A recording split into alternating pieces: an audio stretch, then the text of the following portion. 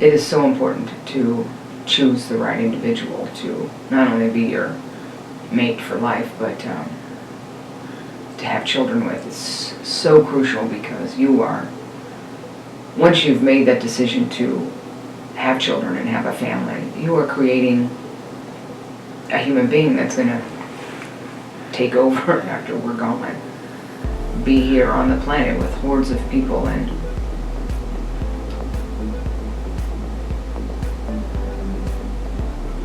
that's such a huge gift and a burden, because you've got to instill all this information into them so that they are able to fly from the nest and take care of themselves and be good people in the world, and hopefully that will make the planet better and their environment better, and say something. They don't have to be, the president or, some famous scholar, but just to instill in them, just be a good person, do the right thing anyway. And it takes a lot. And if you marry the wrong person and you have different ideals, or even maybe don't even know how to parent and don't have the desire to do any homework before the babies arrive. I think that's really important. My father, this probably wasn't great for my wife to hear, always said marriage is a great thing after you turn 40. Because after you turn 40, you really figure out who you are and what you want, but at that point, you're probably so well formed. I don't think I could have gotten married there. I think it's important to be with someone you have the same sense of life with, is the same kind of background and sensibility. But for me, it was almost stumbling on that. We went to the same college, but we didn't know each other at the time. We're the same religion. That wasn't important to me, but I think that helped as well. And I am a great believer now in matchmaking. Anybody I've dated, my wife fit into my community better, and I'd say with hers too. And I do think there's something to be said for that too. You have to have some kind of basis, some kind of affection and passion for that. But I do think it really makes a difference if the person fits into your life and theirs into yours. I think we both do. I think we're both involved. My wife, I think, understood the importance of letting them be, where I think I might have been more insistent on being controlling, and so I think we grew and developed with that as well. It is important to find the right person to have children with. Now, a lot of people have told me that they prescribe kind of like, a philosophy or a way to do that. And sometimes that scares people off. Like, I can't imagine meeting someone and having such an in-depth conversation about how we plan to raise the children really early, but that conversation has to be had. Like, you have to be on the same page.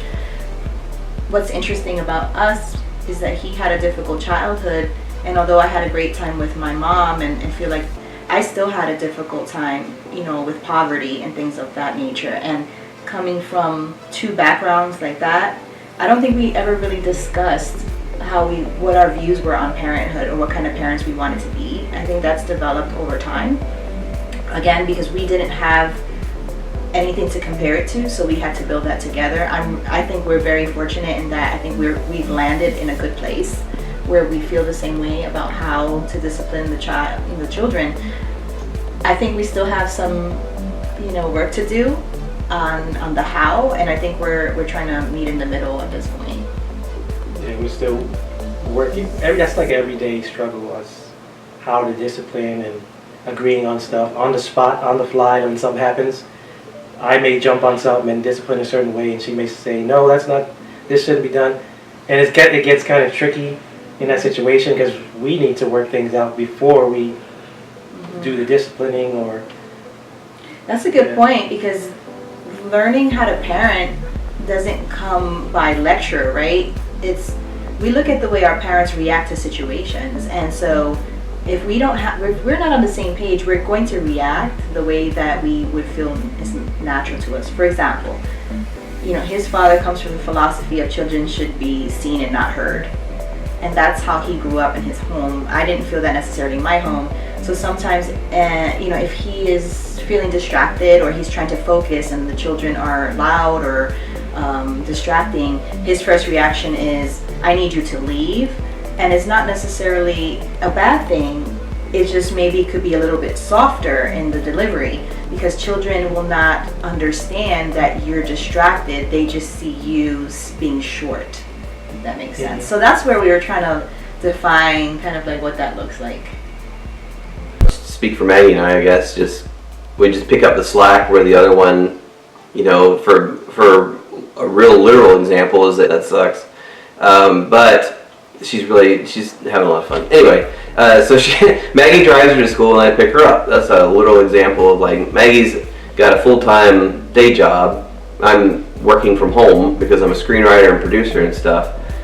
So I'm at home, so I'm able to pick her up at the weird times that she has to be picked up because school gets out or she has a play or something, and I'm there to pick her up. But just emotionally, we talk about being the heavy, where one person has to be the bad cop and the other person is the good cop. And it's not the same person all the time, especially since she's transitioned from being a little kid to a teenager. It's just changed. Maggie used to get on her case a lot for different things, and then it would switch to me just being like, what are you doing, dude? And it just changes from week to week. And you kind of you have to have somebody that can roll with the punches, and I feel like Maggie and I are both like that. We can both roll with the punches, and luckily we don't have too many punches to roll with because Molly's a really good kid. But there's been a few times that we've had to we got to figure this out. So. Well, sometimes you don't know you're picking the right person. You don't always pick the person. I do realize that in life, It's important, I think it's important for two people to be on the same page in life. Because if you're not, then there's going to be conflict with how you raise your children. There's going to be conflict in the values that you hold dear, if they're not the same. I think it's important for the child to be balanced and not confused, grounded, and to learn how to navigate life. If two people don't navigate life the same way and they're not walking the same path, they're not getting to the same place on the same path, then I would think that would create conflict. Yeah. And I think two people helping each other grow is important, and to know, to encourage, your mate. And we, when we got married, Armandi was three. Mm-hmm. So, we weren't married, obviously, when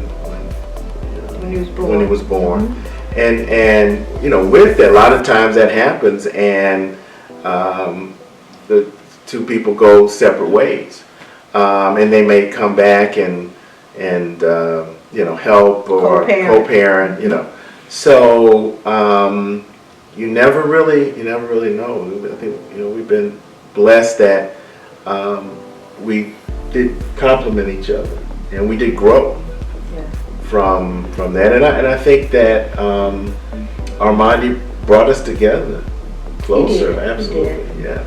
I don't know where the relationship would have gone.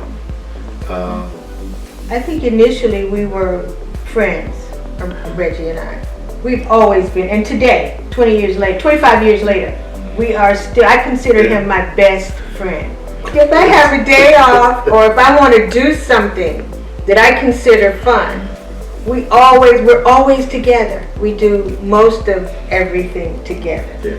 And so, even though we weren't married, we started out as friends, and we remained friends. But we did go through a period. Though, we did. Yeah, you had made up your mind. Yeah. I'm gonna have this child, and it's mine, and I don't need you. You don't need. I'm a strong black woman. I can do this. Yeah, you do whatever by you want to do. myself. You can do whatever you want to do. So I was like, whoa, okay. And I think you were more on that side than really us being together. I think you wanted me to be in Armandi's life. Well, but I you know, you were kind of like leaning on going the other way. Going there. by myself. Yeah. Well, the thing was, I had grown up seeing friends of mine that had children and they were single parents. And I had experienced the parent and the child enduring much disappointment. Having a father that promised to do this and didn't. Having a father that was supposed to show up and didn't. Having a father that was supposed to be involved and provide resources and didn't. And the pain that caused. It's as important as breathing. That's how important it is. Because if you don't, you're telling the babies one thing and they're telling the babies another thing. Or they could be undermining you by, like, if you're saying something, they could be behind your back, you know, telling the kids, like, don't listen to that, or whatever, you know, and thinking it's funny. Or if you say something and then they go and ask your spouse or significant other, if you're not married, then, and they turn around and say something totally different, and then the two of you were saying, well, why did you tell them that? And then you guys get in an argument. That's not going to be good.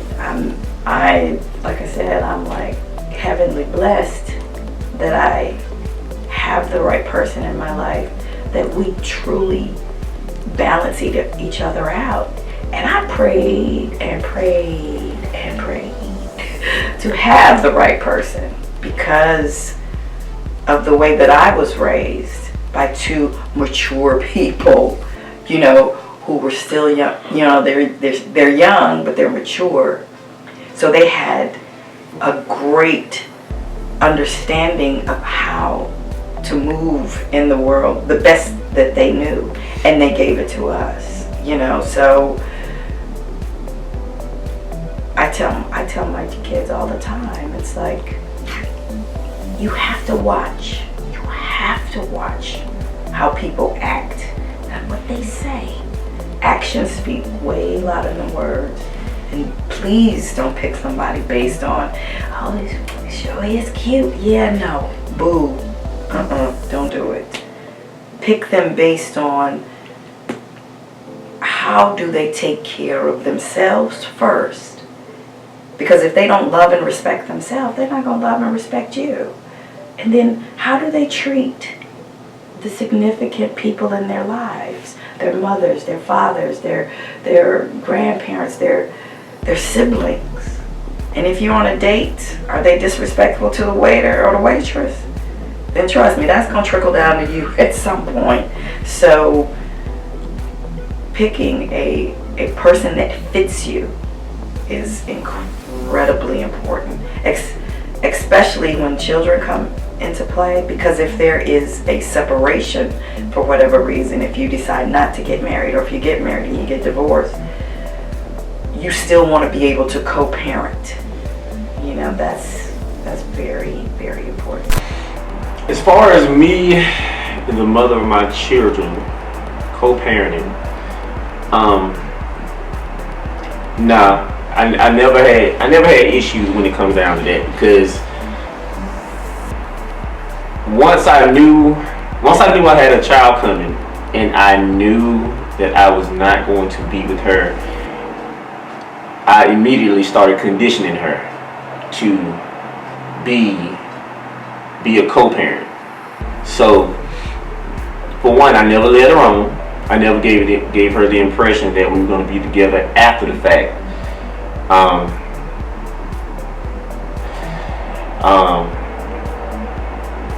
I was pretty clear when it came down to us not being together, just for the mere fact that after my last son came into the world, I never touched her again. I never gave her the impression that, you know, what typically would happen, you know, going back and forth. I never went back. I never lied to her. So I think for the most part, if anything, she respects me more than anything, and that's key. That is very important. You both have to respect one another, and because if there's no respect, then all you're gonna be trying to do is hurt one another. And most of the time, they're going to use the children to do that. Building that respect is key when it comes down to parenting, co-parenting. You know, you don't want to mix emotions when it comes down to having children in the middle. If you're going to co-parent, then you have to go all the way with it.